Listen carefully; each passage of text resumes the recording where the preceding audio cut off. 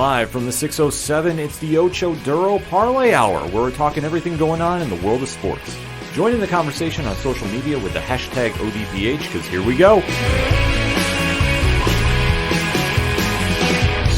Instead of looking deep inside, every word I have to say, keep it simple. Welcome to an all-new edition of the ODPH podcast, better known as the Ocho Duro Parlay Hour. What's happening, everybody? Thank you so much for joining us this week. My name is Ken M. Joining me in studio, as always, you know him. He is the co-host. His name is Padawan J. Hello, hello, hello. Folks, we have a lot to talk about in the land of sports, and we definitely want to interact with you. So, Pad, where should everybody go after they hear the show? ODPHpodcast.com. Right on. You swing on over to the website. You sign up for all the social media accounts. They're right there on the front page. The T Public Store link, where rumor has it a sale is dropping this week. No better time to go get some ODPH swag and support the podcast. Seriously, we always encourage everybody, take advantage of the sales when they're there. We just appreciate everybody supporting us in that kind of fashion. Much like our patrons. Shout out to all our amazing patrons. One tier, $2 a month, and you get some bonus content delivered right to you. It's how that works, so we're super appreciative of all our patrons right there. They have their own section on the website as well, so you can go follow them, interact with them, and, you know, like I say, we always like to have a good time with the ODPH Society. You can check out the Parlay Points blog section, where there's always something new dropping there. The directory, which, Pat, how many providers are we on? 590,000. Sounds about right to me. The classified section, which has friends of the show, such as 3FN Podcast, Dragon Master Games, and so many more.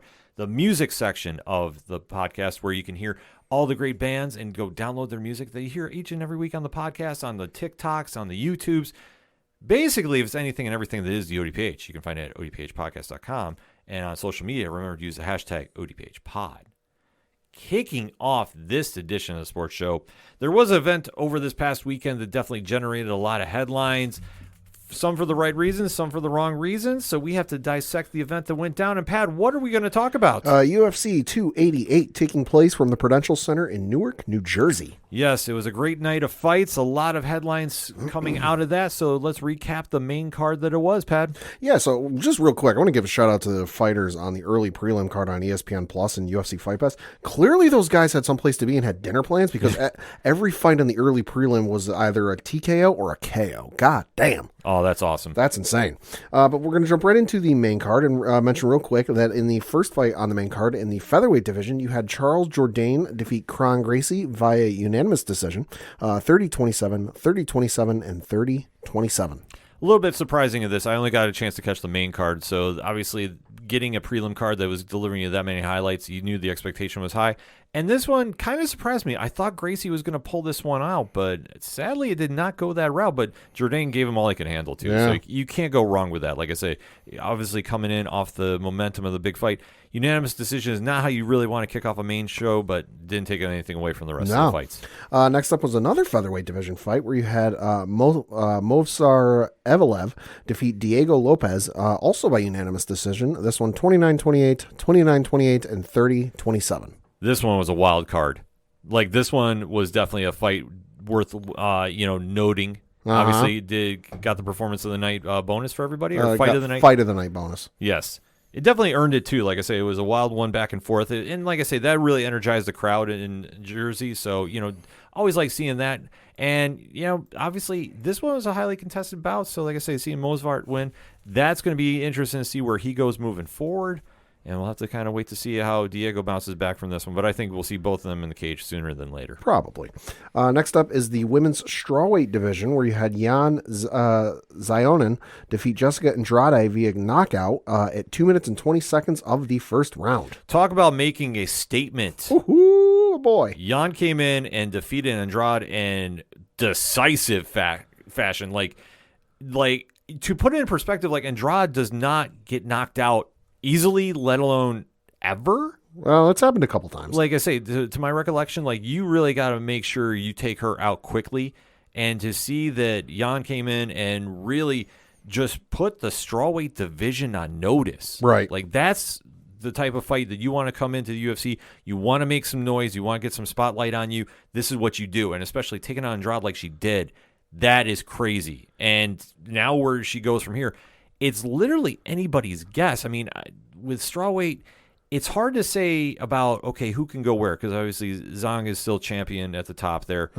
And we know that Jan has now risen in the ranks, though. Currently the number 3rd ranked fighter behind only Thug Rose at number 2, and then Carla Esparza, the number 1 ranked fighter. You know, I don't know if they would leapfrog and give her a title shot, but after a performance like that, you have to at least put it in consideration. Right. I don't think they're going to, but stranger things that happen in the UFC, but this one I did not have going this way. I thought Andrade was going to win this one outright. And, I mean, kudos to Jan for putting on a performance like that. But, man, definitely sending some shockwaves in that strawweight division. And I love seeing contenders rise up to, especially when you think about that division, it's usually been Rose or Zhang that has been just, dominating everybody.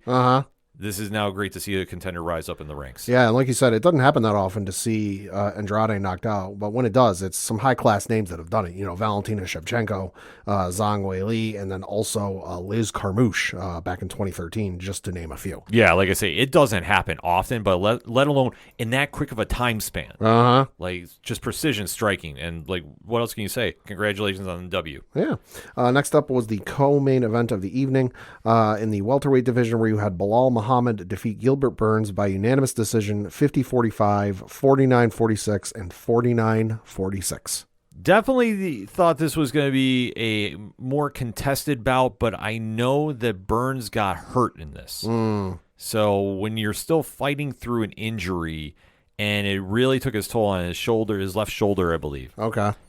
This was giving him problems doing his striking, and then obviously if you take out a weapon like that, especially for somebody that relies on it for takedowns, relies on it, for his strikes, Bilal took full advantage of it, as he should have. Like I say, I'm not saying anything is tainted with this win, but it's tough that you have to see an injury happen like this. Right. That really takes away. Right. I mean, just looking at Burns' record, he's got 22 wins. 9 of them are by submission, which, last I checked, having a working shoulder and arm, pretty integral for getting a submission win. It's like Nolan Ryan not being able to use his pitching hand. You might get a hit off of him if his pitching arm isn't 100%. And especially, too, in this welterweight division that is now giving the lightweight division a run for the money. I'm not saying it's the most stacked division in all the UFC and MMA. I'm not going to say that.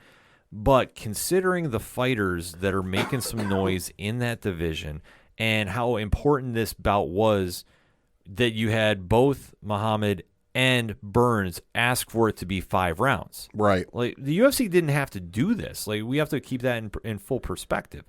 They never asked them to go up and do 5 rounds. The fighters wanted to do this because both of them, and rightfully so, have a claim about getting that title shot. Right, and that's also a division where, I mean, Christ, you just look at the top 5, 6 guys, you have to make some noise and you have to stand out from the crowd like it's a professional wrestling match where, like, you got to do something to show out because it's a loaded division, and there's a lot of guys making a lot of noise and a lot of claims. I mean, Leon Edwards is the champion. Number 1 contender, Kamaru Usman. Number 2 contender, Colby Covington. 3, Bilal Muhammad. 4, Hamzat Chimaev. 5, Gilbert Burns. 6, Shavkat Rakhmonov. Like, even 7, Stephen Wonderboy Thompson. Like, that is a stacked top 7 guys. Yeah. No, the welterweight division really got tight in a hurry. That now you have fighters really given a viable threat to Leon Edwards, because where Usman was so dominant, this is a situation that somebody could sneak in there and get that title shot. Now, obviously, and it has been well documented on the show if you're tuning in for the first time, my feelings about Colby Covington getting the title shot. And I don't think he deserves it at this stage. I'm sorry. He hasn't fought in how long? He got defeated by Usman twice. The fact that they're speeding him to a title shot against Leon Edwards because he is a character, he is a draw, so to speak, I don't think is right. I think it should have been the winner of this bout, Muhammad and Burns. I know both of them were hoping that their performance would have skyrocketed him to that level. Right. Unfortunately, that's not going to happen. I mean, the fallout is going to be Muhammad is going to wait again, and it's been so long. Like, he takes a lot of time in between fights for very different reasons. Sure. But obviously he knows that he is deserving of the title fight after beating Burns. And like I say, unanimous decision still. But when Burns is hurt, you take advantage of that and you use it to his advantage. He's just going to sit back and wait for the winner to get sorted out here. Yeah, that's all you got to do. I mean, you've made a statement. You fought 5 rounds when you didn't have to. Mm-hmm. You know, you showed out and you looked dominant. So you're going to pick up whatever comes up next. Yeah, so like I say, I can't fault him for waiting. No. No. But the situation is he shouldn't have to wait. Like, that's the big problem I have with this is now you're going to be waiting almost a calendar year. Like, if you think about it. Yeah, maybe. Because last we heard, Edwards and Covington was nowhere close to getting signed. They were talking about September maybe. Sure. So I know that's been pushed back a while. I mean, it could happen in July. Like, crazier things have happened. But I know that there was a lot of talk about them waiting to do this because obviously they want to get a proper fight camp in. Right. So, like I say, I've heard everything from July, but the closest thing I was hearing was more September, which if you do that, you're tying up your division yet again. Right. And then what happens from here? And but I can understand Edwards' point though if he wants to wait. He had to wait how long to get a title shot? Right. And we've said this many times too. He's not a flashy fighter. Right. He's arguably the most technically sound in that division. He's not going to put in a bunch of highlight reels. He's not going to put any big sound bites. He just goes in there and fights. And like I said, you can't complain about that. No. But like I say, I think it's going to be a long wait for Muhammad to get that shot. He's going to just be sitting back and waiting. And I don't know how, like I say, I struggle with the idea, but I understand it. Like, this is one thing about the fight game. That if you're sitting there waiting, why risk your chance? Sure. Well, if he doesn't want to wait a calendar year, he does have a challenger. Oh. This comes from Hamzat Chimaev's personal Twitter account, which he sent this out at 2:55 p.m. Eastern on May the 8th. And he said, and I quote, I have no problems with fights. If they give me a fight, I would have fought a long time ago. I did so many training camps and not one fight. The problem is definitely not with me. Prepared in Dubai, then to Thailand. Why do I train so much if there is no fight? I do not understand. And then afterwards, he tweeted in a separate tweet, I can fight everyone. I don't care who. And then he proceeded to tag Bilal Muhammad, Kamaru Usman, Israel Adesanya, Leon Edwards, Colby Covington, and Robert Whittaker. So Hamza is ready for a fight, and he is throwing down the gauntlet. I'm glad you brought him up because here would be my argument with this. I think Chimaev would be a great matchup for Muhammad, but it's not going to happen. Okay. Muhammad is going to wait for his title shot like that, and rightfully so. He's been waiting how long now? I understand it. The argument you have against giving Chimaev the fight, the last fight he came in against Nate Diaz. Right. Or was supposed to come in. How many pounds was he overweight? I can look it up. Exactly. He was remember that threw the entire card off because he came in overweight on his big, primetime debut, so to speak. We had all seen him go on a tear and take fights on short notice. I think he set the record for fighting 3 times in 2 months. It was a catch weight bout of 180 pounds. Yeah. And it was his last fight against Kevin Holland. It was Holland. Like you say, he blew weight. Yeah. And that's the problem. Or he might not have blown weight there. I know he did against Diaz. Sure. Because that threw everything off for a pay-per-view. But in this kind of situation, you have to sit back and go, okay, if we're going to trust you again to get a high-profile fight against a Leon Edwards, hypothetically, and Israel Adesanya, how do we know you're going to not miss weight? I mean, this is a legit question that he has to make sure he hits that. So I wouldn't doubt seeing him getting a contender. And I tell you what, the fight I would love to see happen is him and Robert Whittaker. Okay. To be honest with you, I know it's 185. I don't care. I think that would be a true test for him. I know Whittaker, I believe, has another fight coming up. Either way, I think that's a better test to see where he's at, because if he's bouncing between weight classes, and not saying he can't make it, but you also run the risk of just dehydrating yourself to the point you're going to be struggling. And obviously, it's been noted that he struggles to get to 170. I mean, when you blow weight as bad as he did, right, and just went like nonchalant, like it happens. Yeah, whatever.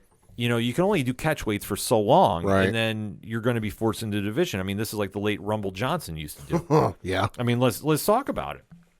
So for Chimaev, if he's going to make a serious run at 170, I'd love to see him fight against a contender like a Shavkat. Sure, I could see that. that. I would do something. I don't want to say low key, but like Have you proved to us being, Dana White in the bookers, if we want to use wrestling terms, have you proved to us that you can make weight? Because the last time we trusted you with a high profile, high attention fight, you blew it for us. So prove to us that you can do this, and then we'll give you a high profile fight. Yeah, I mean, that's the one argument that you have against giving him a title shot. And not saying that he's not box office. He is box office. Dude's like 12-0. Yeah. And like I say, he is the next, version of Donald Cowboy Cerrone. He fights anybody. He'll offer to. But the situation comes back to the weight cut. And if he can make 170 easy, then yeah, I'd give him anybody who wants to fight there, to be honest.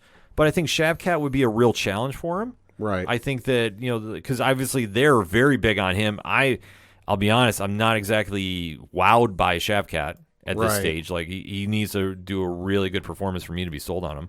But in this situation, I think that that's a fight you can do. But it all depends on what they really want to go with for the UFC, and especially what division they want him to fight at. I think him at 185 would be a better fight, and especially, as I said, him against Robert Whittaker, I think would make a lot more sense. Yeah.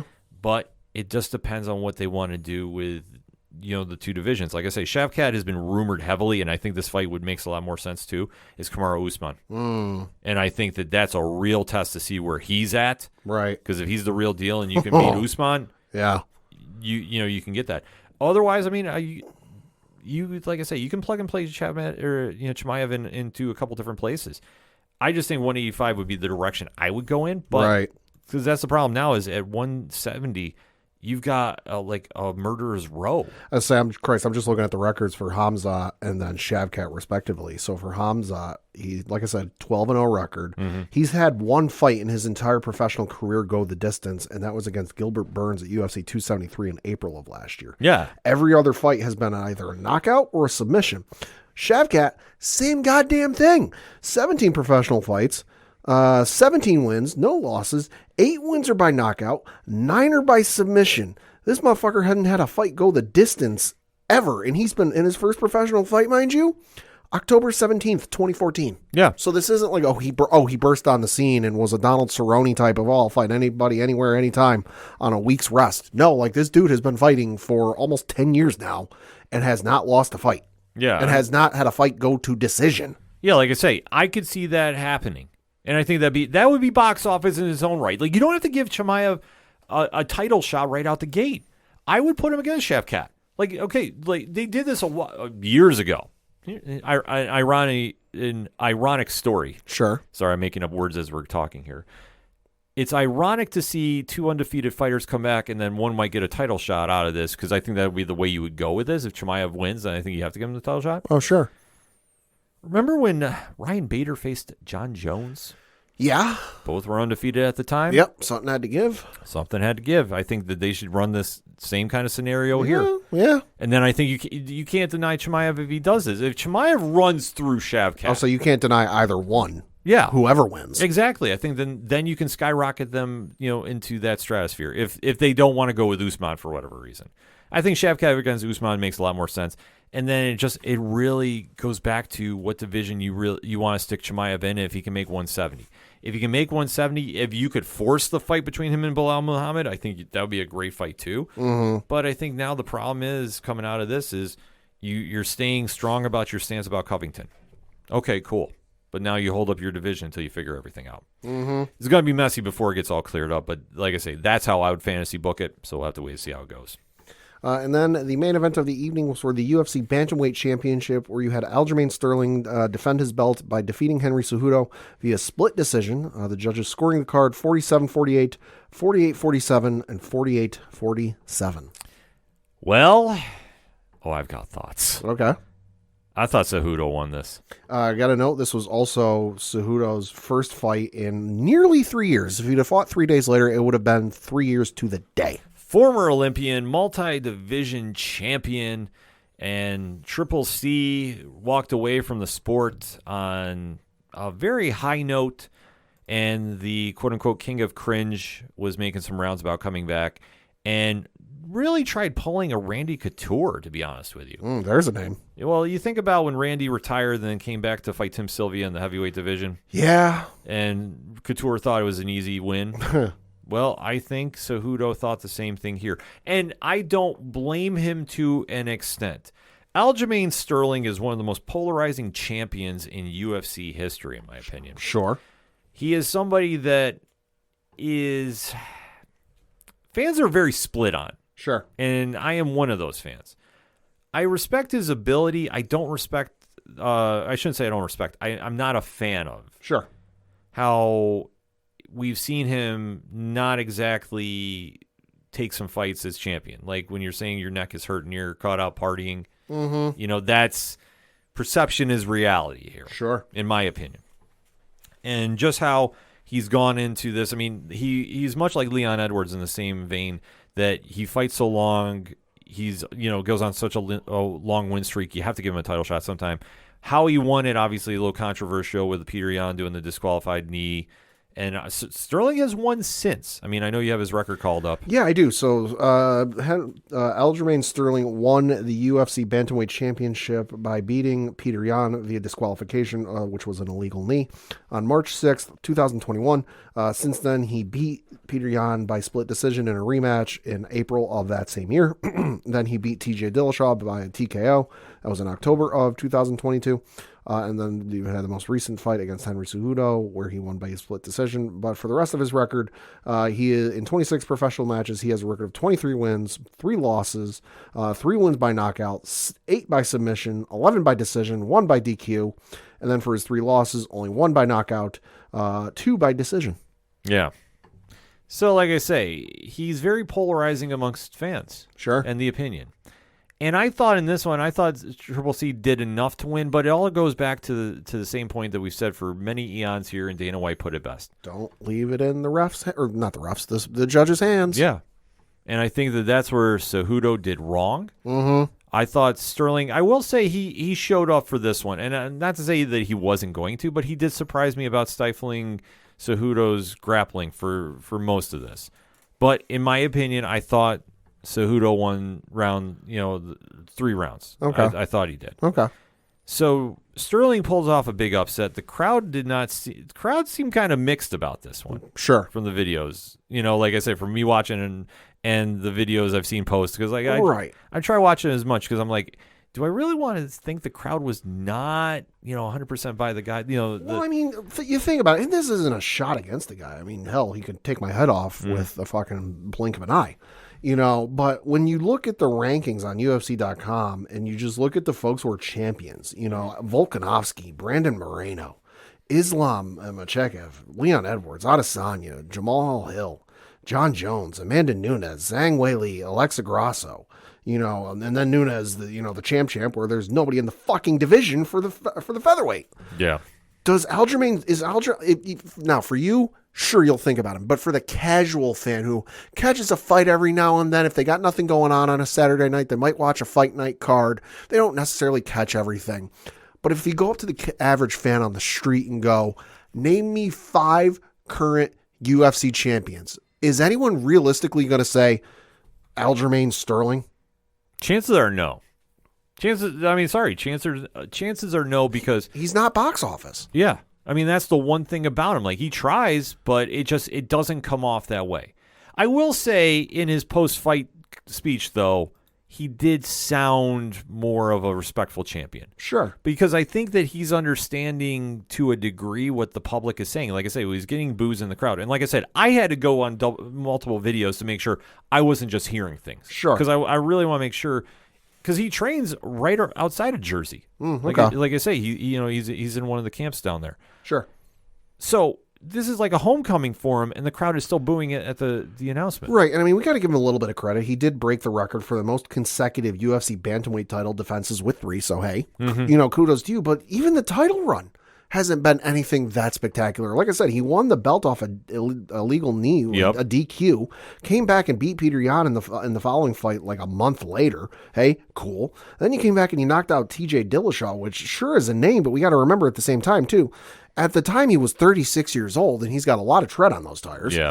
And then he came back and beat Henry Cejudo, who was 3 days shy of fighting for his first fight in 3 years. Sorry, octagon rust is a thing. Yeah, and that's something that I think moving forward from this fight, Cejudo has got to see if he's really committed to coming back or do you want a quick win. Sure. That's the argument I have with him because he's already talking about he didn't want to fight again.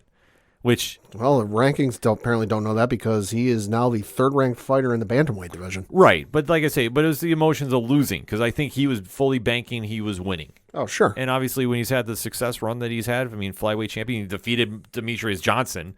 I mean, that's a short list of folks who've done that. Exactly. And the fact that he was planning on winning this and then going to fight Volkanovski, I think things have been thrown, out of whack for him. Yeah. So he's got to decide what he wants to do. If he wants to disappear again, sure, go ahead. But if he's a real competitor and wants to make another run, yeah, he could put some wins together and get back in easy for the bantamweight division.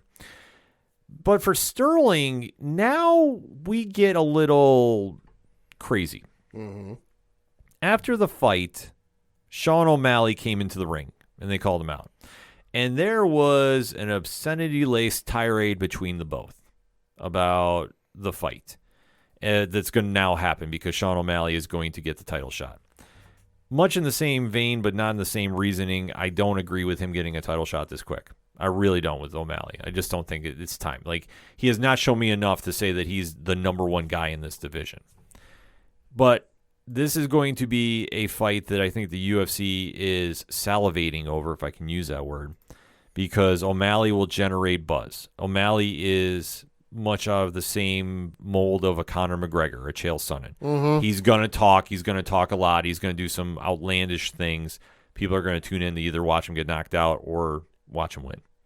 And now Sterling has a chance to really make a statement here, or if he gets picked apart, he's now going to get exposed as being, an imitation champion.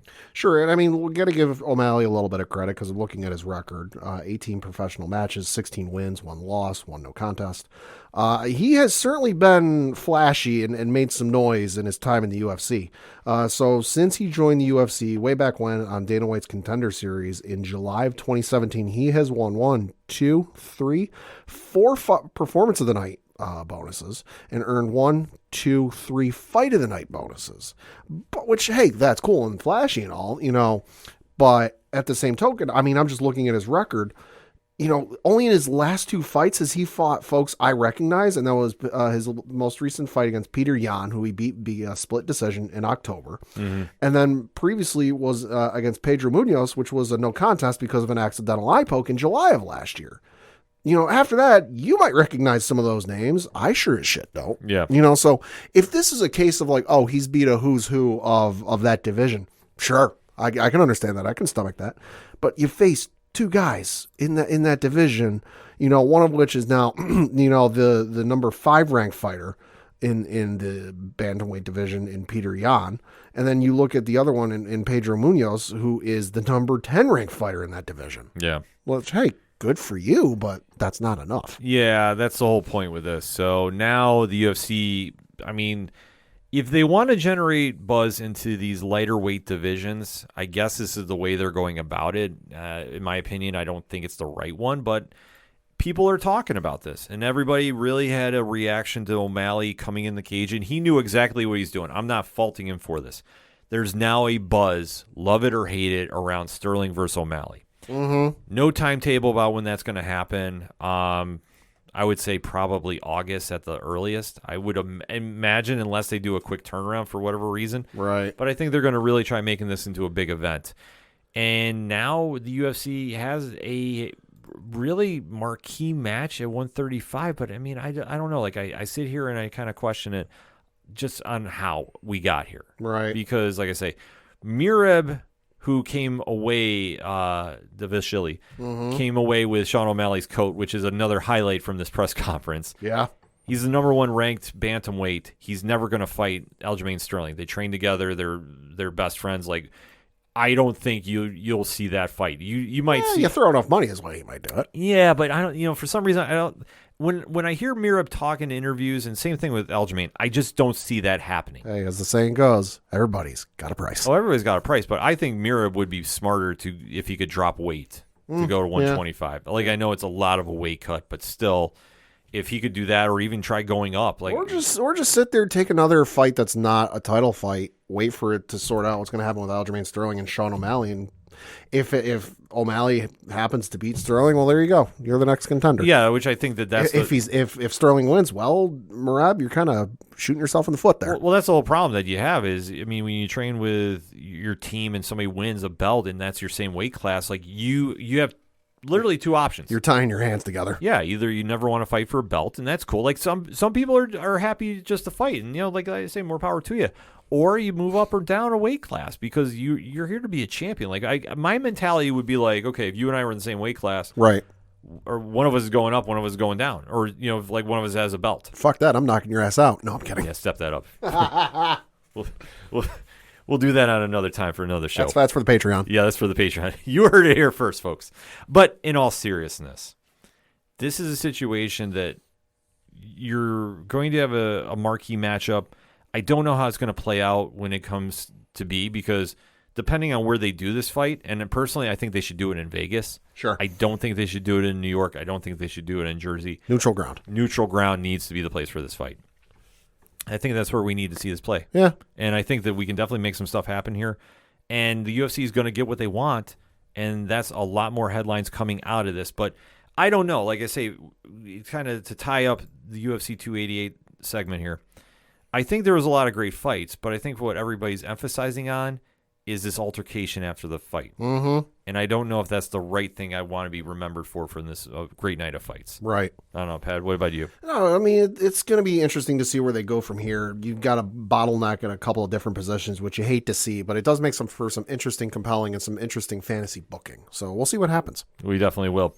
So that was our recap of UFC 288. But before we stop talking the UFC on this edition, we do have one story that did come out after we recorded that we definitely want to address. Pad? Yeah, so that is what may happen to John Jones after his Stipe Miocic fight, whenever the hell that damn thing happens.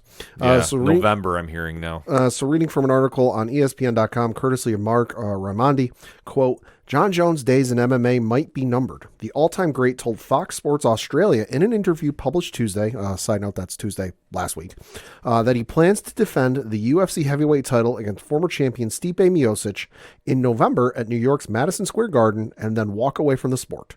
Jones had previously mentioned retiring after that fight on Twitter. Quote, I think the Stipe fight will be plenty for me, Jones said. I feel like I don't have too much to prove after beating Stipe Miocic. I've been in the game for a long time. In fighter years, I'm an old guy. I've been training a long time, been in the game long time. Got some small injuries. I just really want to be around. I want to be around for my family, be around for my kids. I want to be able to play with my kids, have a good head on my shoulders. I could see it coming to an end really soon, and I'm happy with that. I'm really proud of my career, close quote. Well, how this translates to me, and let me know what you think, Pat, because I definitely want your opinion on this one. He's waiting for that money fight with Ngannou. Yeah. I'm sorry. Yeah. The fact that he just came back, won the belt. He's going to take one fight and then leave. He's taking one fight and bouncing. I mean, what does it say about the heavyweight division? He is not impressed with that performance. Yeah. So John understands the fight game. He wants to get paid. And obviously, taking a look at the division, there isn't anybody that's in that top 10 that would bring some star power to John's fight that would cause that much of a buzz outside of Miocic. Right. I think that he's really trying to force the UFC's hand about doing the fight with Ngannou. Sure. And we know Ngannou is still a free agent as we are recording. Right. Hearing a lot of stories. Stalled talks with about 3 different feds. That's the rumors going around. So we want to stress that there's a lot of delays in signing. There's a lot of snags. There's a lot of snags for whatever reason. So I think by what John's saying with this is you got to get Ngannou to fight. Right. I mean, because there's certainly some names in there that, like, okay, box office wise, you'd make a lot of money off of, but let's face it, John would eat them fucking alive. Yeah. You know, Cyril Gane Already fought. Stipe Miocic, he's going to fight. Curtis Blades, that'd be a decent fight, but John would eat him the fuck alive. Yeah. Tai Tuivasa, again, you'd sell some tickets off of that, but again, John would fucking eat him alive. Yeah, there's a drop off. You know, so the only way you're going to get John to not go into retirement is if DC comes back and they fight at heavyweight, because you got to remember there's whatever the record is. It's, you know, all of their fights were at the light heavyweight division. They never fought at heavyweight, but DC's not doing that. Yeah. Or if Brock Lesnar were to come back, and let's face it, it might be in a hypothetical fantasy booking situation with the WWE, Endeavor, you know, UFC being one company thing, all of a sudden becomes a lot easier to swing when you're not dealing with two companies and two contracts talking with each other. It's all the same. It's all under one umbrella. On paper, it's easier. I don't think it's going to fucking happen. Brock Lesnar is more than happy with his schedule right now and doing what he does. There's nobody else in that division. You know, and it's not going to turn into, he's only going to come out for money fights and fights will earn him a shit ton of money. There's nobody there. Yeah. You know, I think he's realized he's done what he wants to. He's gone up to heavyweight. He's proved he can do it. He's won the belt. He's going to defend the belt, and win or lose, he's going to retire. And hey, you know what? If it is for the reasons he says, and that he wants to be with his kids and he wants to be around for his kids and play with his kids, hey, more power to him.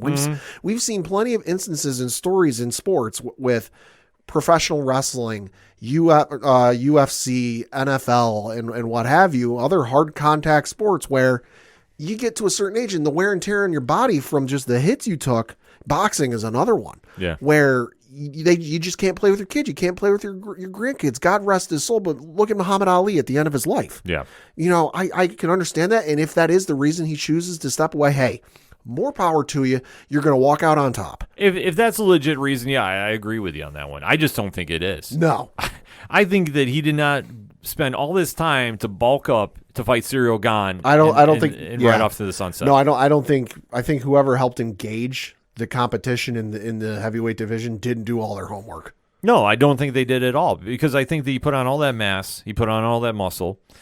He's going to do 2 fights and then ride off. No, he is trying to force the UFC's hand to get Ngannou. You can't tell me otherwise. If it were me, he's currently 27-1.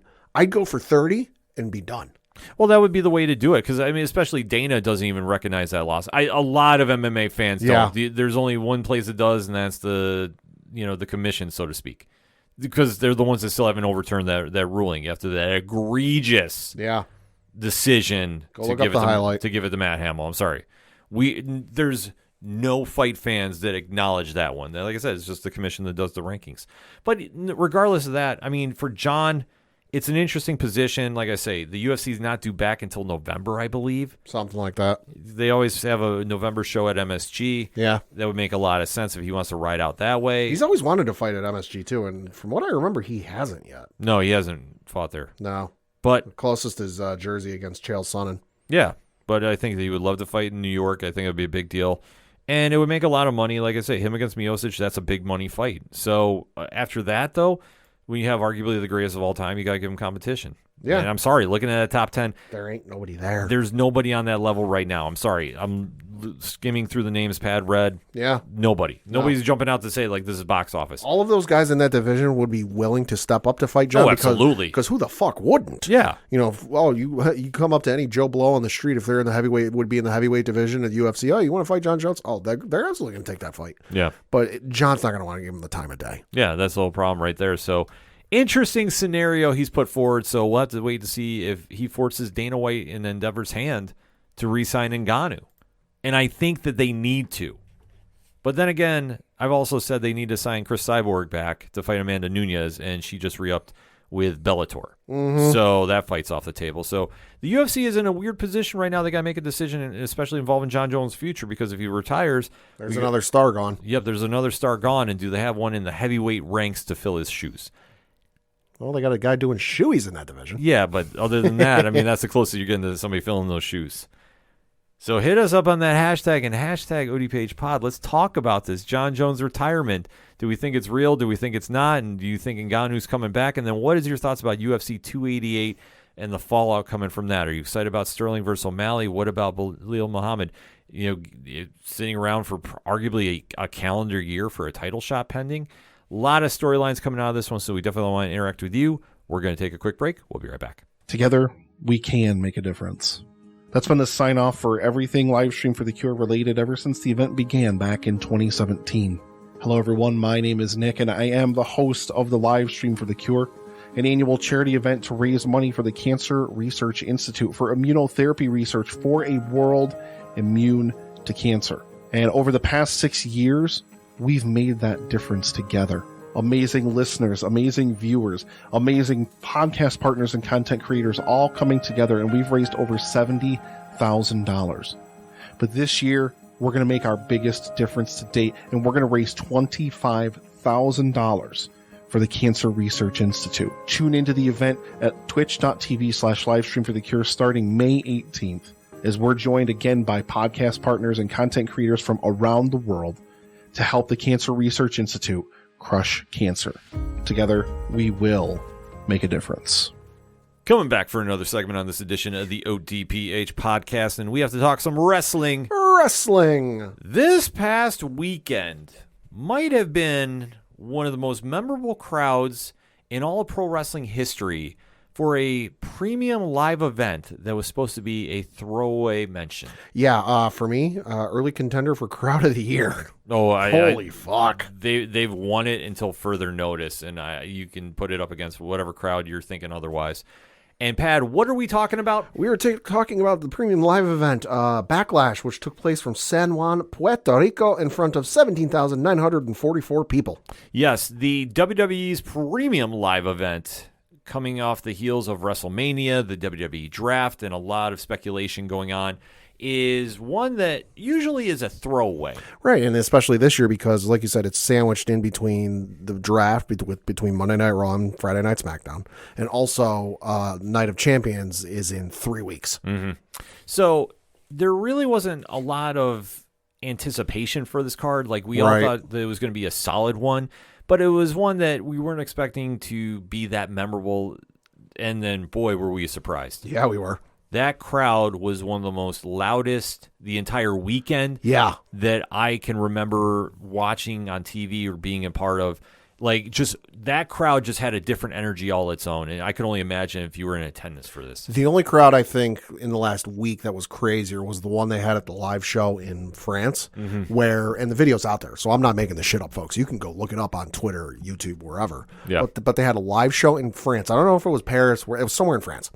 But Seth Rollins came out, and the crowd sang his song for 12 minutes. I believe it. So it's close between these two, but no, for what I saw on TV, not on my phone, Puerto Rico, good on you. Yes, absolutely. So we are going to break down the card that was, and we got some stuff to talk about. So, Pat, let's kick it off. Yeah, so in the opening matchup of the card, you had Bianca Belair defending her WWE Raw Women's Championship against Io Sky of Damage Control, and you had Bianca Belair emerge victorious, winning via pinfall in 18 minutes flat. Absolutely amazing match. Yeah. Perfect way to start the crowd.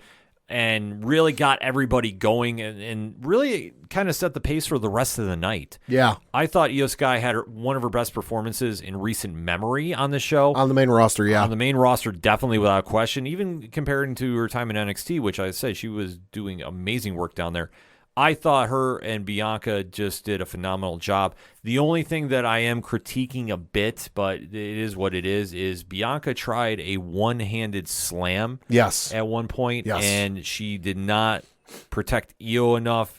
Io came straight down on her face in a very scary scenario. Yeah. But luckily she was okay, kept going with the match. And like I say, it ended very solidly and continued the storyline going on with the fractures happening with Damage Control, the faction of Bayley, Dakota Kai, and Io Sky. So a lot of win to happen here. Wasn't super shocked at the ending, but I will admit, I thought they were going to maybe pull the audible, let Io win, just because that crowd would have just exploded because they were very, very pro Io. Yeah, they were. And to Bianca's credit, she did go play into the heel side of things. So good adaptation. Yeah, because when you are basically working off the crowd, as all wrestlers do, you really want to get the temp in the room of the story you're trying to tell. Bianca and Io both knew, okay, the crowd is very behind Io. Right. Bianca immediately switched into being a heel, which, I mean, you typically see more so at house shows Right. that, go on the non-televised events. You usually see that happen there when a wrestler flips gimmicks. Right. Because, well, it's not on TV. It doesn't really matter. The fact that Bianca and Io did this here, I thought was very interesting. I thought it was very professional, and look how it paid off. Oh, I know. No, the match was fantastic, and like you said, got to give credit to Bianca and Io having a Rock Hogan moment where Rock was supposed to be the face, Hogan was supposed to be the heel, but the crowd would not let that happen, so they flipped mid match, and Rock went heel, Hogan went face, and look how that worked out, and this worked out just the same. Good open. I think it was a good introduction for folks who only watch main roster, only watch Raw, only watch SmackDown. They don't watch NXT.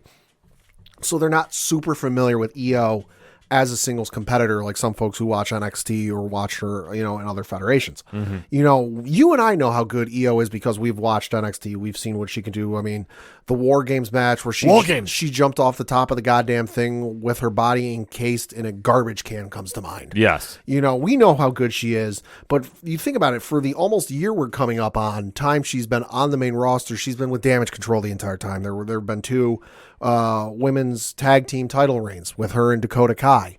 There's been maybe only a handful. You may be able to count on one hand the number of times she's had a singles matchup. So folks on the main roster who don't watch everything WWE, might not be familiar. So for me, this was a good introduction for her. She didn't get the win, but I think her stock definitely picked up from this. Oh, absolutely. Picked up from this match. And I think a lot of folks realized, okay, when they eventually break up Damage Control, because you notice with the way this matchup went down, they're starting to sow some of those seeds, that they're going to split up at some point. They're showing, hey, she's not going to get lost in the shuffle. She is a good contender on her own. Yes, absolutely. Next up was the matchup that we couldn't figure out why the fuck this match happened, but it was between Seth freaking Rollins and Omos, where you had Rollins emerge victorious, defeating Omos via pinfall in 10 minutes and 30 seconds with one of the crazier pinfalls I've ever seen, the super curb stomp off the top rope. The match was what it needed to be, in my opinion. Thought Omos would have won, seeing as he's a free agent, looking to get picked up, if we want to use sports terms, by another brand. And hey, what better way to increase your viability than by beating one of the best in the business today, but was not the case. Mm-hmm. I thought this was almost his best match, period. Yes.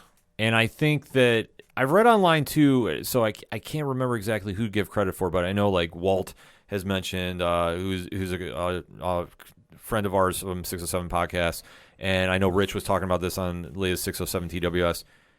Omos is very young. Yeah, he is. And he is now just coming into his own, and it looks like the pairing with MVP is starting to pay off because the mannerisms he was using in this match really showed a different side to him, that he's finally getting it. Like, he doesn't need to be the empowering giant, so to speak, and just, that's all he does is big guy moves, quote unquote. Right. He was playing to the crowd. He was he was selling a lot. He was the mannerisms. It was telling the story, and I think that now it's sinking in. And I think a lot of this has to do with the fact that he's working with arguably the best wrestler on the planet, and Seth Rollins, because Seth is just so good. Yeah, he is. I think he made almost work for this in the sense of he really pushed him to take his game to another level. It's the best person to partner somebody with for a match if you want to give them a good match, where you really want to showcase them. And listen, the time and the polish they've been putting to Omos is working. I looked it up. He's only 28 years old. He turns 29 on May the 16th. So he's still super young. And I'm just looking at his Wikipedia page. I don't think he went through the indies. So like, he is super fresh on this because, he did play, according to his Wikipedia page, he did play basketball at Morgan State University in Baltimore, Maryland after transferring from USF. And he played center for the Morgan State Bears from 2014 to 2015. There's a gap in his Wikipedia page because the next thing that shows up is it was reported that he signed with WWE on January 1st, 2019. Yeah. So there's a little bit of a gap, but he's super new to this, and all the time and training he's been doing is very much paying off because he plays the giant role well, but he's picked it up so quickly. Yeah, he's picked it up very quickly. And like I say, in the same vein of Austin Theory, when you're put in a program with Seth Rollins, no matter how long it is, Seth makes you work for it. And you saw he made Austin work for it. And look at how he is now. Yeah. So like I say, the Seth Rollins effect is very real and almost is a big benefactor of this, I should say. Yeah. So that being said, I'd love to see them run it back at some point. Yeah. I don't know if they're going to, but I'd love to see him carry this momentum on to the next program he's in. I would too. Next up was a triple threat matchup for the United States Championship, and you had Austin Theory defeat Bobby Lashley and Bronson Reed via pinfall in 6 minutes and 50 seconds to retain his United States Championship. Great match. Yeah. Bronson Reed. Holy shit. I think people forget about how agile he is for his size. That man does moves he should not be able to. Yeah, did a couple moonsaults. I mean, I thought the one he, honest to God, broke Bobby Lashley's shoulder off. There might be a case of beer exchange between the two because of that. Yeah, Lashley, I think, was trying to catch him, which I was like... That's a lot of dude to catch. That's a lot of dude, even though how strong Lashley is. Like I said, that was something that was wild to me. But this match was everything it needed to be. Like, we knew it wasn't going to be anything earth-shattering. Well, not in the sense of it was going to blow people's minds. It was earth-shattering for physical reasons. Yes, because Bronson Reed was doing moonsaults, and at one point he just came down straight on Lashley's face. Yeah. So, I mean, it was a situation where those two really stood out, Lashley and Bronson Reed. Mm-hmm. And they really won the crowd over. And Austin Theory, he's kind of in a weird situation because his character is... I don't want to say doing the bare minimum, but let's face it, he finds cheap ways to win. Yeah, he's not really involved in any storylines, and he really hasn't been up to this point. Not since the whole Rollins thing. Yeah, not since the whole Rollins thing. I mean, he's shown up on Raw. He's had a couple of matches, but it's not in any. It's kind of been like a one and done storyline thing. It happens the one week, and the next week it's over and done with. You know, it was what it needed to be. It was short, sweet, to the point. It was an absolute train wreck, and I don't mean that in a bad way. Right. It was just a bunch of guys crashing together, and let's see how much damage we can inflict. And you've got Austin Theory continuing to prove he is that smarmy little heel you expect, because like I said on 607 TWS. Last week, on paper, in kayfabe, if you tell me Austin Theory is going up against Bobby Lashley and Bronson Reed, if we're talking straight kayfabe, Austin Theory is going to get eaten alive. Yeah. Because there's no way physically he matches up with either of those two opponents. But that just proves how smarmy he is and how much of a little pain in the ass he is, because he shouldn't have won that match. He should have gotten destroyed. But he did sneak in there, get the pinfall, and continue to retain his championship. Yeah, so... definitely a fun match, and the crowd, like I say, never lost their energy the entire night. Yeah. So they were definitely enjoying this one. Next up was a singles match for the WWE SmackDown Women's Championship, where Rhea Ripley defended her belt against Zelina Vega, and Rhea Ripley won via pinfall in 7 minutes and 10 seconds.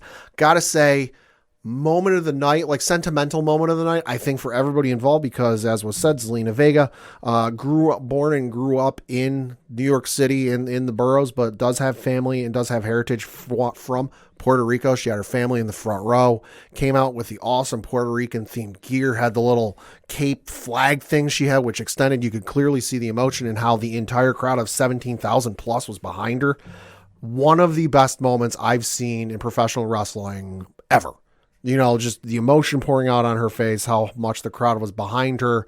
You could tell this was a dream come true for her to kind of go back to Puerto Rico and wrestle in front of essentially what is her family's home crowd. Yeah. We always talk about wins and losses, and like that's what people remember. Not in this case. I had chills watching that. I did too. And the entire watch party we had for this show, I think just you could feel the emotion coming out from Zelina and the love the crowd was giving her. And just, it's one of those moments that you sit back and wrestling kind of takes a back seat. Yeah. And, you know, it's one of those moments where it's just the emotions are pouring out and they connect on that level. Yeah. And this was a situation that it was just awesome to witness and awesome to just see unfold. And then we have the match, and the match was solid. Yeah, it was. I would say it wasn't my favorite match on the night, but it's just because I think timing-wise, Rhea and Zelina were off a little bit. A little bit. But I want to stress this. I'm not ripping the match apart. Sure. Like, if I have to give it a grade, it's a B to a B+. Right. Like, that's how good I thought the match was. Right. But it just seemed like there was a couple timing hiccups. And especially, too, we don't get to see Zelina wrestle that much lately. No. Like, she just hasn't been. She's the manager role. Right. She can go. Right, and that's the other thing, too, we got to know is, yes, the LWO and the Judgment Day have been feuding a little bit because Dominic and Rey Mysterio are on opposite sides of that faction. But it hasn't been like you would typically see where on house shows in preparation for a pay-per-view or Monday Night Raw or Friday Night SmackDown or whatever, you see these competitors go up against each other. The one I remember back to was here in Binghamton a week before, I forget whatever pay-per-view it was, but we had Bray Wyatt go up against Dean Ambrose, now John Moxley, and we went, why the fuck is this happening? This makes no sense. And then we get to the pay-per-view that following weekend or the next night or whatever it is, and we see how Bray interferes with Dean's match, costs him the match, and we go, oh, that's why. Now all of a sudden it makes sense why they were fighting with each other on the house show. They're getting the timing down. They're getting stuff figured out for when they go to fight on TV or whatever it is. While yes, LWO and Judgment Day are interacting, you're not seeing matchups between Zelina and Rhea Ripley. Yeah. So they don't have time to get that timing down. They don't have that time to figure things out. All right, what works, what doesn't work. But still, for not having a ton of time to work stuff out and work those kinks out, it was a great match. No, a great match. And like I say, the reaction after the crowd showed so much love to the standing ovation. So much love Oh to my God. Zelina, yeah. And some of the moments in the match, throwing the sandal. Yeah. The crowd popped for that. She hit the 619. If you haven't seen the video, WWE put out one. It's like a cut together video where on one part of the side of the video you can see Zelina hitting the 619 and then her mom's reaction from the front row. Yeah. It's just so much win with this match. Absolutely. So like I say, Zelina might have lost the match, quote unquote, but there's a memory that was made that will never be forgotten there. Mm-hmm. Next up was the San Juan street fight between Bad Bunny and Damian Priest. And to borrow from Rich on this week's 607 TWS, this was the spectacle of the night because good goddamn. You had Bad Bunny defeat Damian Priest via pinfall in 25 minutes even.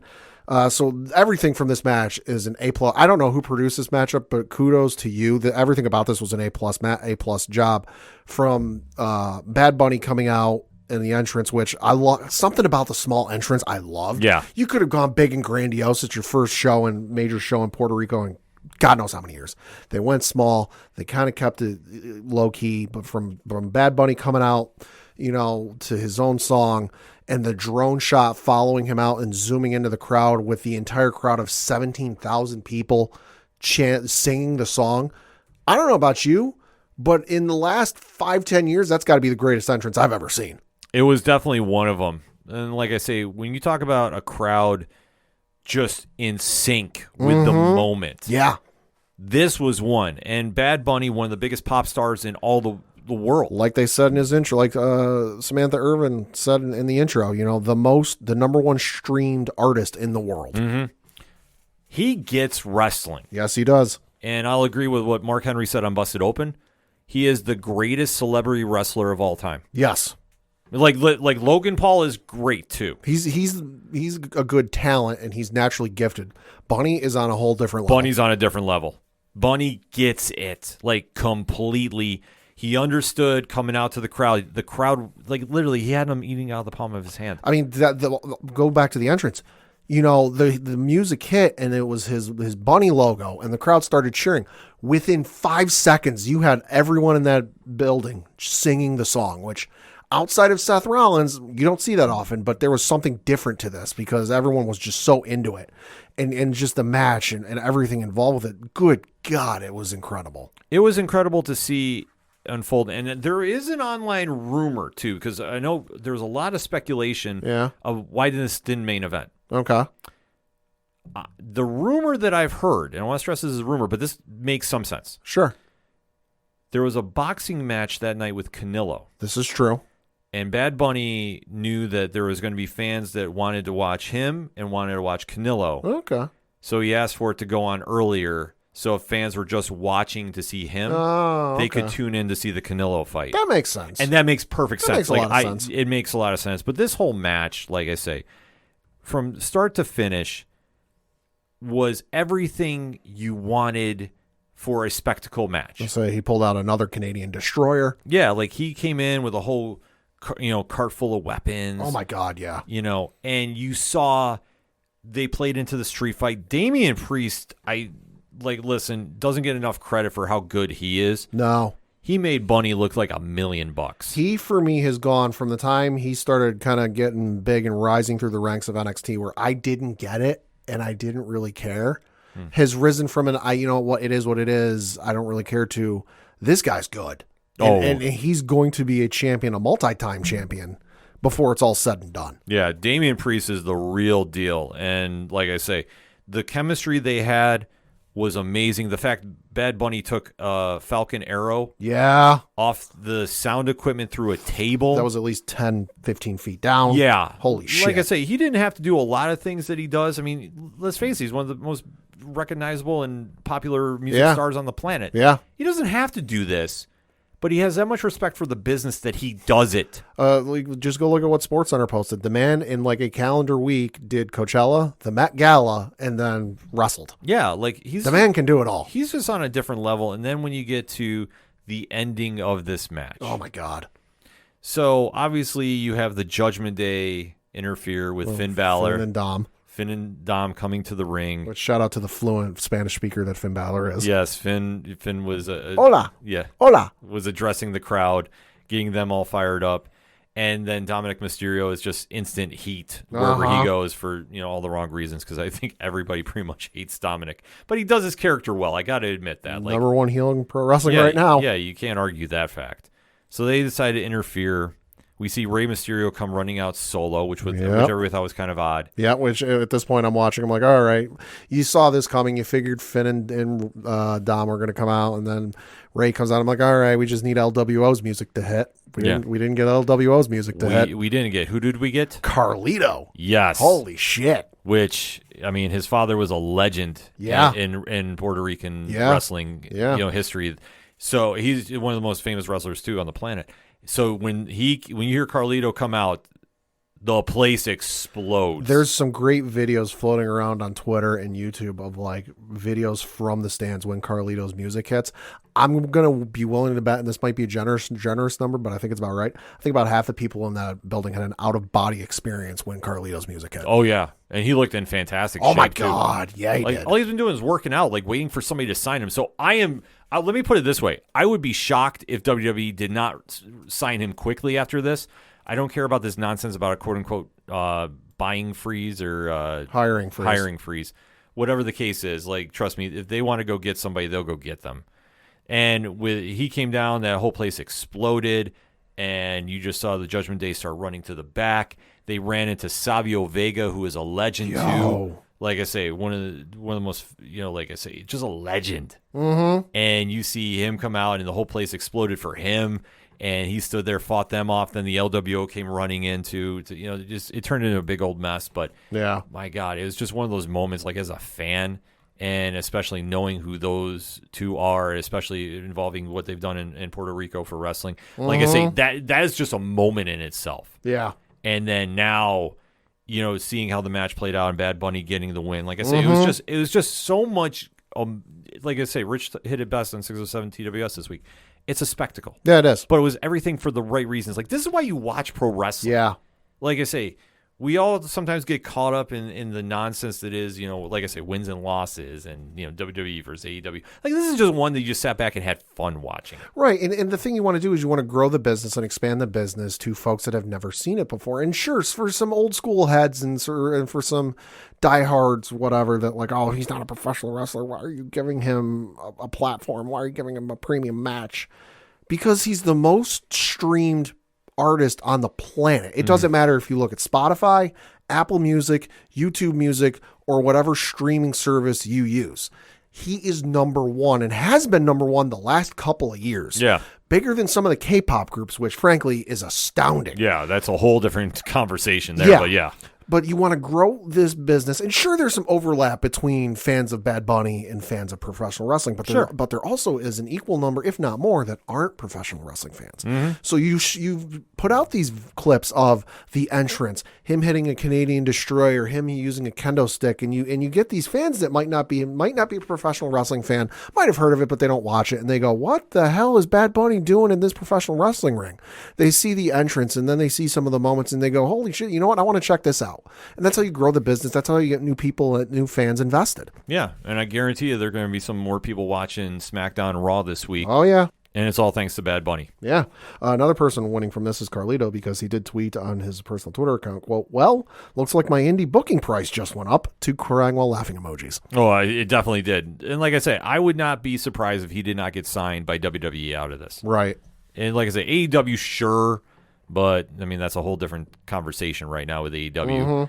But for WWE, I think they would definitely capitalize on this, especially if the reaction they saw coming out of this. And, obviously they're going to be watching the reaction moving forward, but I'm saying I wouldn't doubt seeing him back in a WWE ring sooner than later. I would expect it. And then your next matchup was the 6-man tag team match, where you had the Bloodline taking on Matt Riddle, Kevin Owens, and Sami Zayn.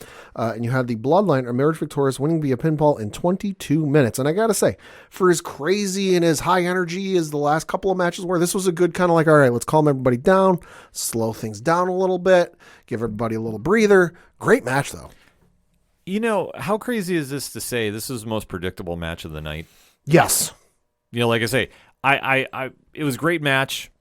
Did not get mad about it. I mean, the only thing it needed to do was extend the storyline between Solo Sikoa and Jey Uso. Right. I mean, because and Jimmy Uso, I should say. Right. I mean, because we know Kevin Owens not the biggest fan of Matt Riddle, and we know Sami Zayn is tolerating him, but there's not really a story there. Yeah. It's just for the purposes of their matchup with Solo, Jimmy, and Jey.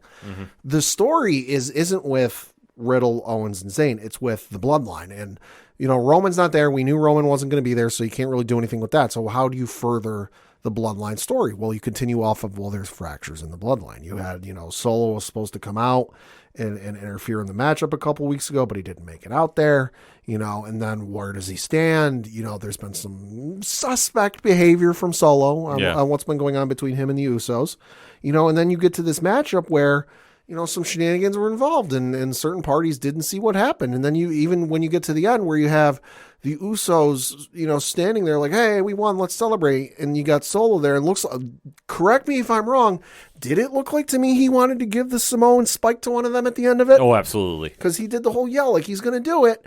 And it looked like he was getting ready to set up for it, but then he didn't. Yeah, they're definitely playing the long game with that one. And I'm completely fine with it. Because obviously it's still the biggest storyline in pro wrestling. And even though Roman is not exactly on TV every week for it, he doesn't need to be. I think at this point, Brock Lesnar has been on TV more this year than Roman has. Yeah, which 5 years ago would have been insane to say. I know that's a wild statement, but it's true, though. But like I say, it was a solid match. It did what it needed to do. Yeah. And then in the main event of the evening, you had Cody Rhodes taking on Brock Lesnar in a singles matchup, and you had Cody Rhodes defeat Brock Lesnar in 9 minutes and 40 seconds officially. Match went on a little longer because Cody came out first, and then Brock came out after him. And before Brock could hit the ring, Cody launched over the top rope and started attacking Brock because, hey, he's no idiot. They started beating the holy hell out of each other before they eventually made it their way back into the ring. Cody hit disaster kicks, crossroads, all his typical stuff you would expect. And then Brock went for an F5 and then F5 Cody, put him in the Kimura, and it was looking real dire because Cody was not near any of the ropes and couldn't break it. So it's like, oh shit, how's he going to get out of this? And then he kind of shifts his weight a little bit, rolls Brock onto his shoulders. 1, 2, 3. Cody picked up a pinfall on Brock, got the fuck out of there faster than your head could spin. And I said this because I was watching with my girlfriend Liz Bailey. I said, this ain't over. Just the way it went down and how quick it was. It was a clean pinfall, but it also wasn't a clean pinfall because Brock wasn't flat out on the mat, unconscious, whatever, and Cody got the win. I'm like, they're going to face off again at some point. It's just a matter of when.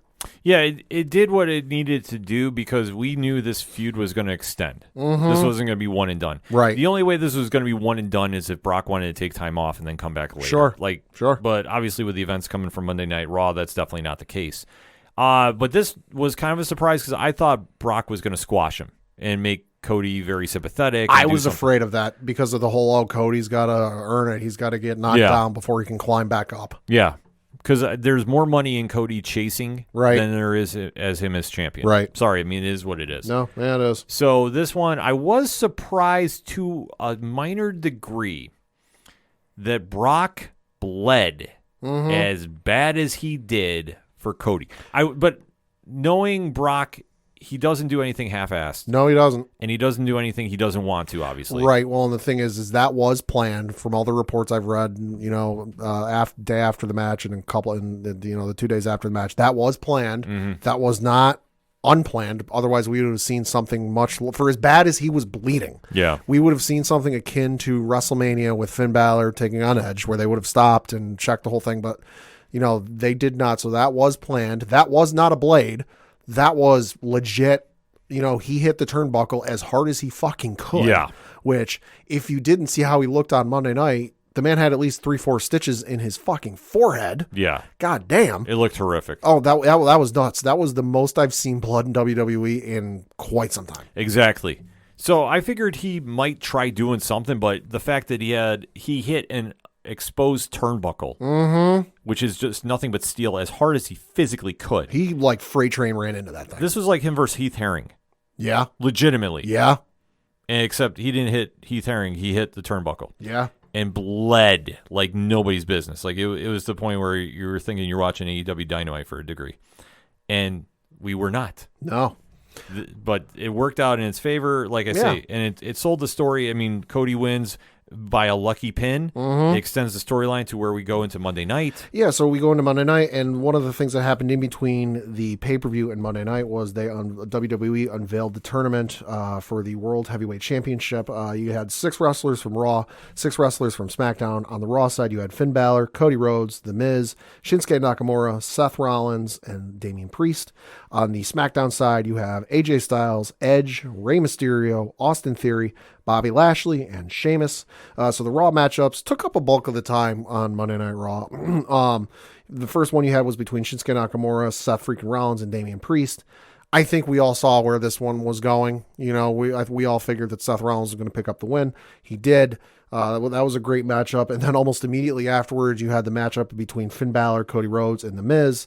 And like a lot of people figured, hey, listen, you don't get one over on Brock without him coming back to take some receipts. Middle of the match, because, hey, this is a triple threat. Triple threat rules. You can interfere. Brock came out right when Cody was about to get the win, pulled him out of the ring, F5'd him through a table, and allowed Finn Balor to pick up the win against The Miz, against The Miz. And, go down to the semifinals, but the story was with Brock, and he looked worse in terms of just physically than any of the Roman matchups I ever saw him in. Like I mentioned, you can look up the video, you can look up a photo.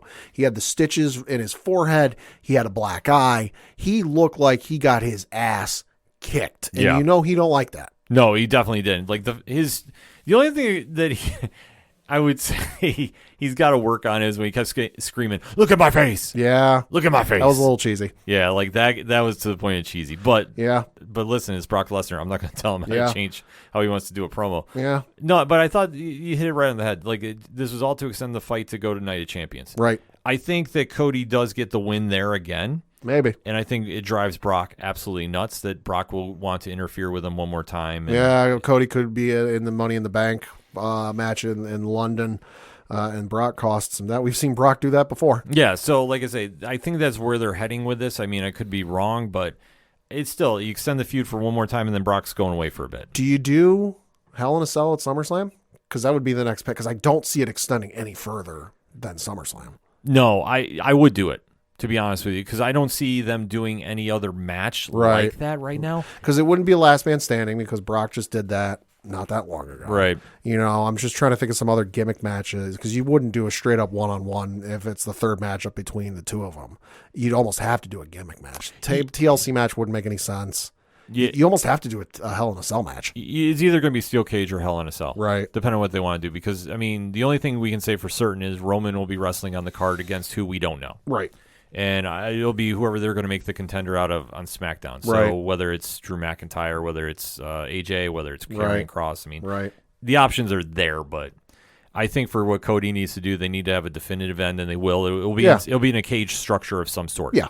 I could see them just doing a regular steel cage. Yeah. I don't know if they want to necessarily do Hell in a Cell since they just did one with Edge and Finn. Yeah, that's true. So I could see them holding off on that, but that's why I said I'm not doubting they do a steel cage of some sort. Punjabi prison match. No, I'm kidding. Yeah. But to get back to the tournament on Raw, so you had Finn Balor going up against Seth Rollins in the semifinals last night on Monday Night Raw. And as much as I wanted Finn to win, I kind of knew where this was going. Did appreciate the receipt Finn Balor gave Seth Rollins about 7 years later. Yeah, I was going to say that was amazing. That was incredible, including Finn going, "Oh, how do you like it? How do you like it now?" Which, great callback. Love that. But you did have Seth Rollins emerge victorious to earn a spot at the Night of Champions in the finals for the World Heavyweight Championship Tournament. And now we got to wait for Friday with AJ Styles taking on Edge and Rey Mysterio, and then Austin Theory taking on Bobby Lashley and Sheamus for the SmackDown side of things.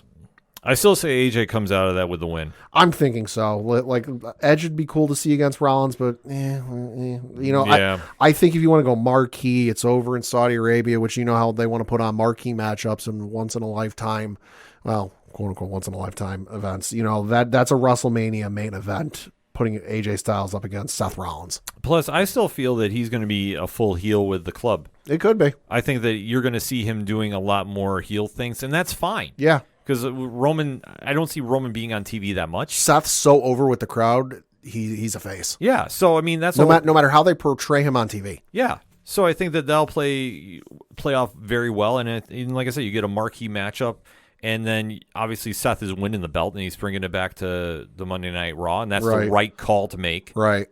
So I think it's just nothing but win there. So right, I mean, if it does end up being AJ Styles, you can have him get him some real heat when it comes to Saudi Arabia, because you know how the crowd likes to sing Seth's song every time, even when the entrance is over.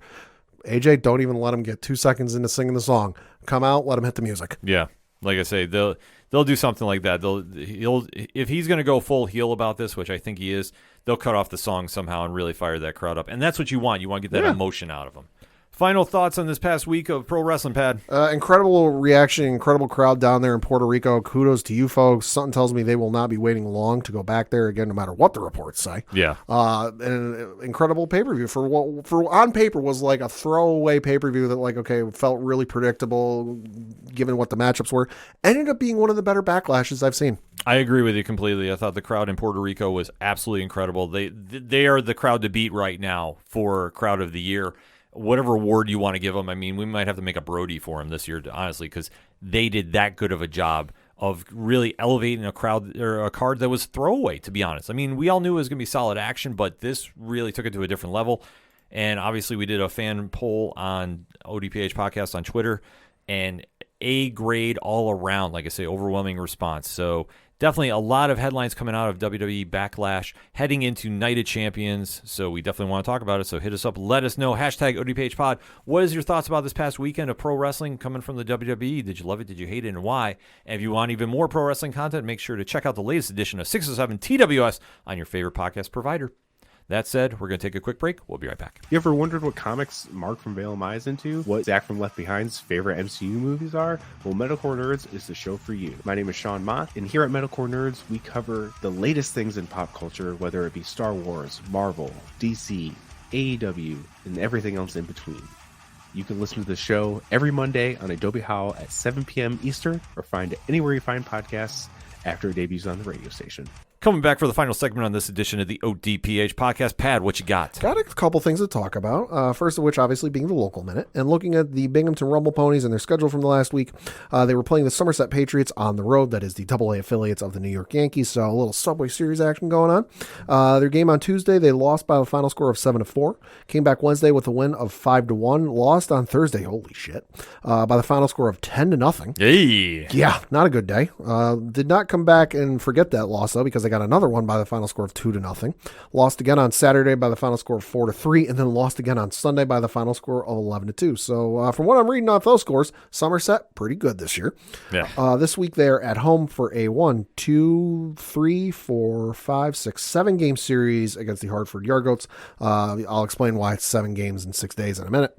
But they are playing tonight as we currently record against Hartford, where they are currently up 4-1. And why do I bring up the score, you might wonder? Well, it's because we had a special appearance in in Binghamton from New York Met making a rehab start, and that would be Carlos Cookie Carrasco. Yeah. Making a rehab start for the Binghamton Rumble Ponies. He pitched 3 innings, gave up 3 hits, 1 run. That 1 run was earned. Walked 1, struck out 1, and gave up no home runs. So all in all, for a rehab start, not bad. Not too bad. Not too bad. So like I mentioned, currently as we record, Binghamton up 4-1. They've got a doubleheader tomorrow on Wednesday against Hartford. First game at 5 o'clock. Second game, whatever time, probably about a half hour to an hour after the first game ends. They got another game on Thursday, the 11th at 6:05 p.m. Eastern. They've got a game on Friday at 6:35 p.m. Eastern. They've got a note that is also one of the firework games, so there will be a fireworks show after the game. And then they've got a game on Saturday. Got a note, this game is at 1:05 p.m. Eastern, not a typical night game like you might expect. And this one got the special promotion is halfway to Halloween, where it says, no tricks, only treats. All are invited to a spooktacular afternoon of bats and hopefully not too scary baseball. Come dressed in your favorite costume and celebrate halfway to Halloween with us. So that should be something fun if you got some kids in the area and you got the costume laying around from last year, because Lord knows I hope you don't have their costume planned out in May. And then they've got a game on Sunday, which is at 1:05 p.m. Eastern against Hartford. That one is Kids Eat Free Sundays, which of course, if you don't know, that is where you go to the game, and on select Sundays throughout the season, kids 12 and under can eat for free. So definitely check that out. It's a good promotion. For more tickets, information, and all that good stuff, bangrp.com.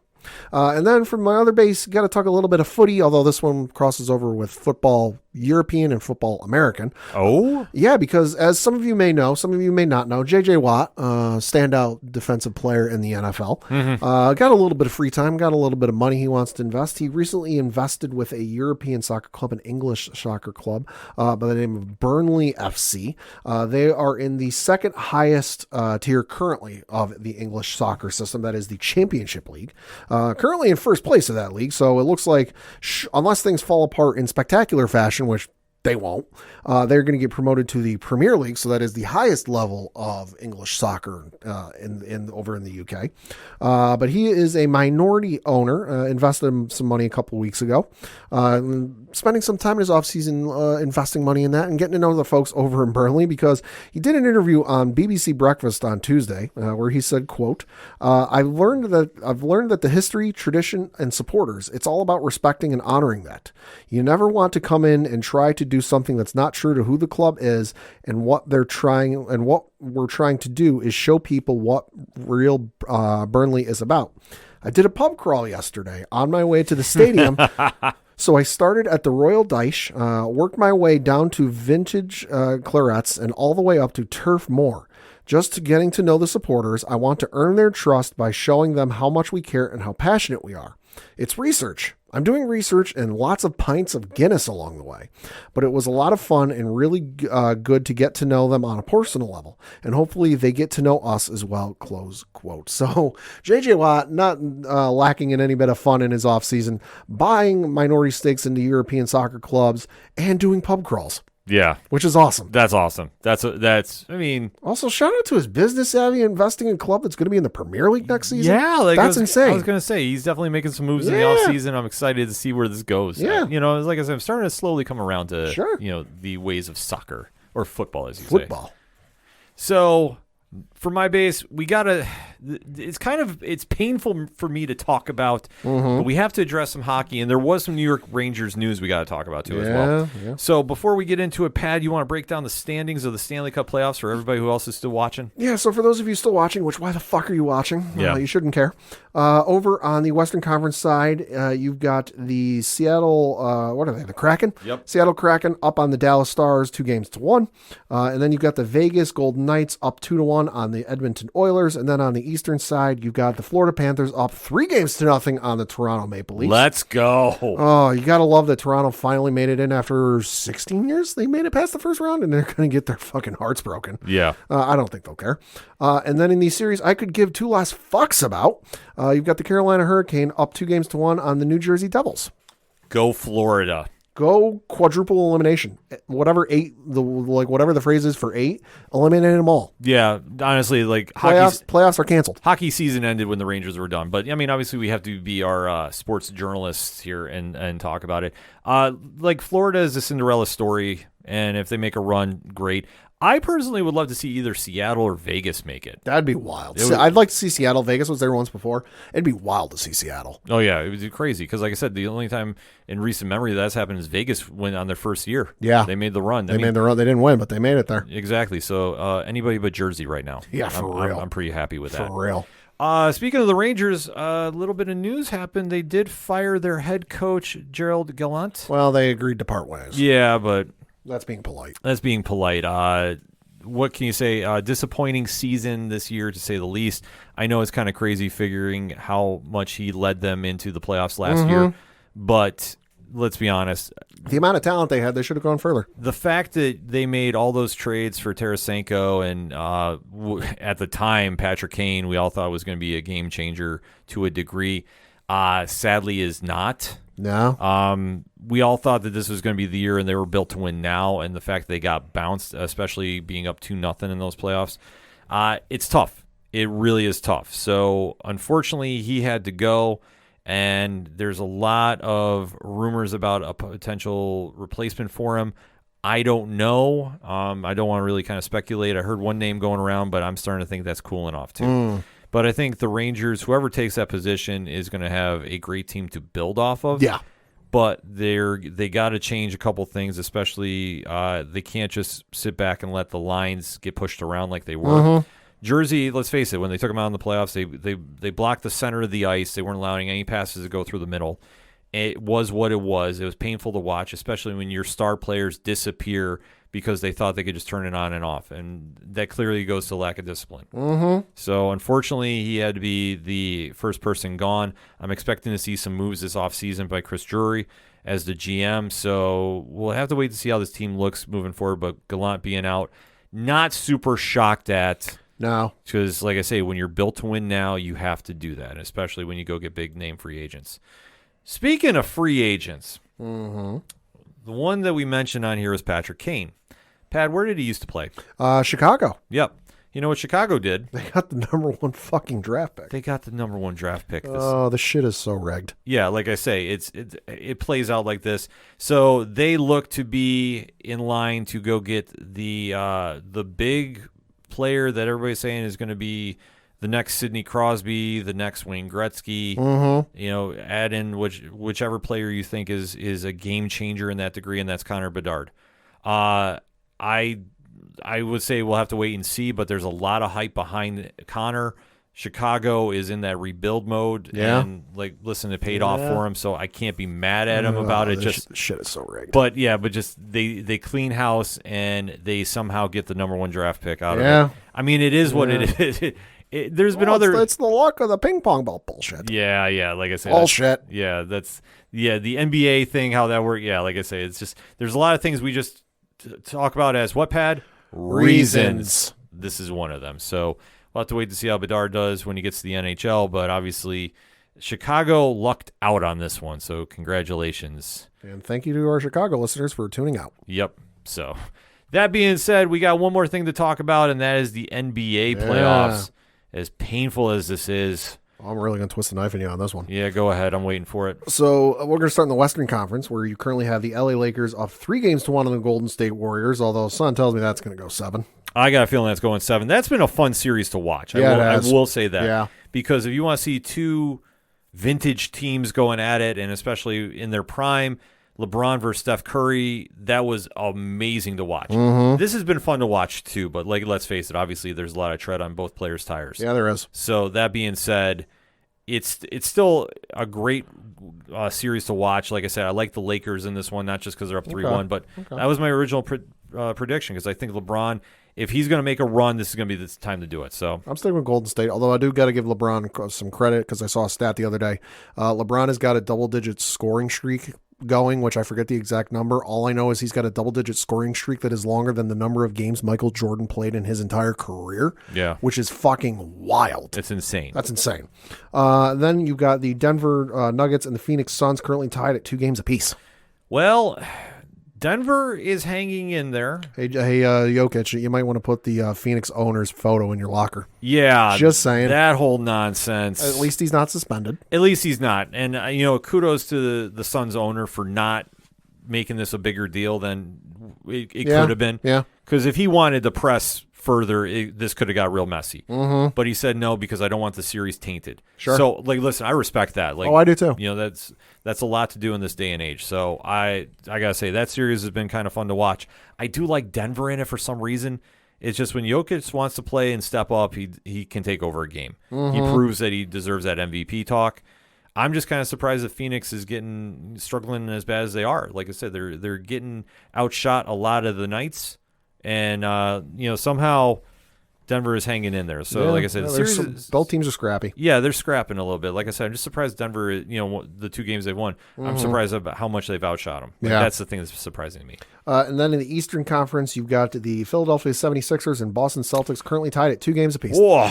This is another series. This is going 7. This is going 7, but you know what? I'm more shocked at what team shows up for Philly. Mm-hmm. Like either they look like the champions in waiting, or they look like what are we doing on the court? There's no in between. There isn't. It's by the end of the first quarter. Right. I mean, you look at the gutsy win they had the other night where they pulled it up by 1-2 points. Oh yeah, it was a freak win. Yeah, freak. Like I say, Harden hits that game-winning 3, and then Boston comes down and hits the shot after the buzzer. Mm-hmm. Like how you can't get it any closer than that. And it just depends on like what you're going to get out of Philly in a night. Like that's the craziest thing. If they can get Game 5, I think they take this. But this is not an easy series. No, it's not. Like I say, I agree with you. This is going 7. This is going 7. Whoever wins this is taking the East. I'm going to say this right now. And then the last series we got to talk about, and certainly the most important one for Ken M, is you've got the Miami Heat currently up 3-1 on the New York Knicks. Okay. The thoughts, views, and opinions are that of Ken M and do not reflect that of the ODPH. Listener discretion is advised. Julius Randle's got to go. I wondered if you were going to go there. He's got to go. I'll say Stephen A. Smith was on the verge of saying he needs to be traded this morning on First Take. He didn't go that far. He's like, I'm on the verge of saying it. Did you hear his quote? No. After that game? No. And I'm going to paraphrase. Maybe Miami wanted it more. Ooh. If I am not mistaken, that was the quote that he said. And if that is what was said, then that is a problem. You're in the playoffs. You can't have that mentality.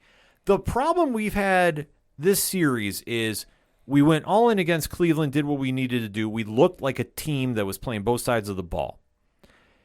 And for whatever reason, we came against Miami, and Miami literally is just punching them in the mouth, and the Knicks look lost. So from a tweet courtesy of the Athletic NBA Twitter account, and the video is from SNY Knicks, Julius Randle said in the post-game press conference after the Game 4 loss, quote, "Maybe they want it more. I don't know. That's who we've been all year," close quote. Yeah, you can't say that. You can't say that in New York. As you're supposed to be like the number one guy, like the face of the starting 5, this man is broken. Yeah, he's done. This man is broken like, Rocky got beat in some of the Rocky movies. Like he just got beat by Clubber Lang. Like I say, we've seen this time and time again with the Yankees. Yes. When a player has said a comment like that, what has happened, Pad? They usually get benched. Yeah, they get benched or they get traded. Randle has struggled this entire series. And I don't know if it's just, and like I say, this is me speculating. Sure. I don't know if it's he can't play with Brunson. He can't handle the fact that Brunson has taken the spotlight from him. And it's something bothering him. Which, to play devil's advocate, okay, then why did they get in the position they are this year if this is all of a sudden becoming an issue? Yeah, that's the whole thing. I don't understand it. Because it's literally like hitting a light switch. Mm-hmm. Because they were so on against Cleveland. And Cleveland is a good team. The fact we beat them in a series, that's a huge feather in the cap. But the fact you came in against Miami, who is banged up, they're not exactly 100%. Right. They're just getting out-hustled and out-rebounded. And the fact that Mitchell Robinson is doing everything he can, but he can't do everything. Right. That's a problem. And especially in a game that was close like it was for Game 4. They were letting Jimmy Butler, with bad ankles and all, drive right down the center of the lane, untested. Mm-hmm. So, like, what are we doing here? Pulled up some stats for Julius Randle. In the regular season this year, he had averaged 25.1 points per game, 10 rebounds per game, 4.1 assists per game, and a field goal percentage of 46%. For the playoffs this season, he is averaging 15.9 points per game, 3.5 assists per game, 8.4 rebounds per game, and a field goal percentage of 37.5%. Yeah. So he's down in every average. He's down. And like I say, I don't know if he's putting too much pressure on himself, but you're not playing team ball. Like, I'm sorry. The team is taking a step back, and like either they're relying too much on Brunson, which, listen, I'm not blaming Brunson on anything except he's trying too hard. Right. Because he is literally going out there and trying to be Allen Iverson 2.0 by taking a team over. And to be honest with you, I'm not mad at the effort. We'll never complain about this effort. Right. But you need help to do this because Miami is picking you apart. Mm-hmm. Like I say, when they are out rebounding you and it's embarrassing watching, Right. that's a problem. Especially when we talk about how close the game was for the most part with 5 minutes left. They're down by, at one point down by 7. Right. And they are just letting Bam and Jimmy drive down the center lane untouched. Mm-hmm. Like, I'm sorry. You need to get more physical with them because Miami is just outboxing you. And literally, Jimmy Butler is making it a point to will this team to the playoffs. And his performance, like I say, I will never speak bad about Jimmy Butler's performance in a game. He is a guy that literally leaves it on the court every single night. I wish the Knicks would follow suit. But unfortunately, they might sneak out Game 5, maybe. We'll say. But they're not winning Game 6. I would be shocked. I would be happily shocked. I would love to eat my words. But it's not happening because the fact you made that comment, that tells me that's the temp in the room. Right. Because I have not heard any other player go against that. And that's a problem. Yeah, that's concerning, especially when your backs are against the wall. Looking ahead to the schedule for the next couple of days, on Tuesday, May 9th, you've got Philadelphia 76ers in Boston in Game 5. That's series tied 2-2. That's at 7:30 p.m. on TNT. Phoenix and Denver in Game 5. That is at 10 o'clock on TNT. Wednesday, May 10th, you've got Miami and New York in Game 5. That is it's in New York, 7:30 p.m. Eastern on TNT. Currently, as we record, the line is the Knicks by 3.5. Although that could be just because it's a home game. And then you've got the Lakers at Golden State in Game 5 at 10 o'clock on TNT. Thursday, you've got Boston and Philly in Game 6. That is at 7:30 p.m. Eastern on ESPN. Denver and Phoenix in Game 6 at 10 o'clock p.m. Eastern on ESPN. And then Friday is Knicks and Heat at Game 6, if necessary, where that is to be determined. That'll be on ESPN if it occurs. And then you've got Golden State at the Lakers for Game 6, if necessary. That would also be on ESPN. Yeah.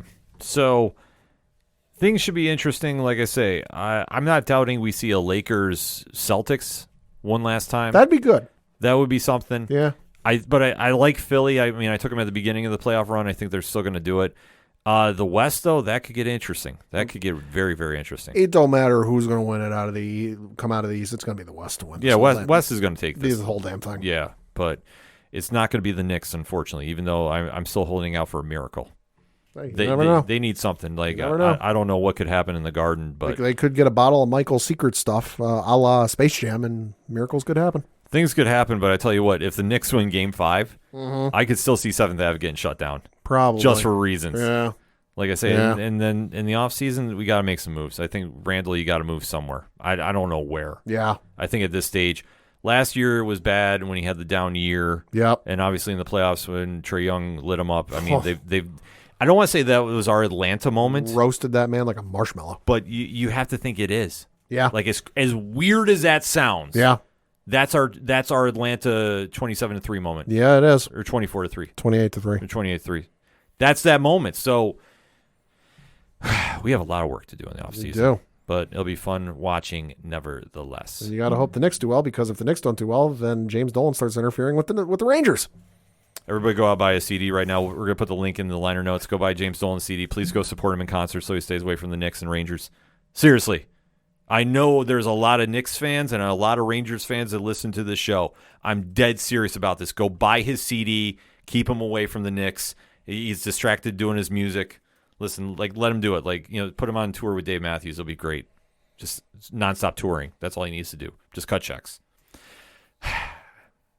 That said, for anything and everything that is the ODPH, ODPHpodcast.com. That's all we got for this week. So for the one, Padawan J. Fuck the Astros. I'm your host, Ken M. Like I said, that music will be in the liner notes of this episode, so please go support. I kid. If I can fucking find it. Yeah, I kid. But in all honesty, thank you as always for listening to the ODPH podcast, better known as the Ocho Duro Parlay Hour. We'll see you next time.